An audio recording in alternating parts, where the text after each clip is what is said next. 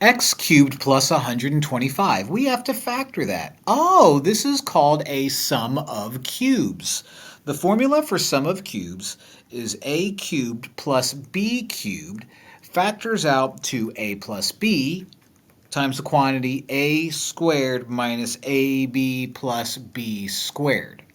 Now, you might look at this and say, well, this doesn't look like this. Not yet. But if I were to turn this 125 into 5 to the third, then you can see the sum of cubes. So you're my A and you're my B. Let's put it together. X plus 5, x squared minus x times 5 plus 5 squared. Now it's a matter of cleaning this up a little bit. X plus 5 times the quantity x squared minus 5x plus 5 squared, which is 25.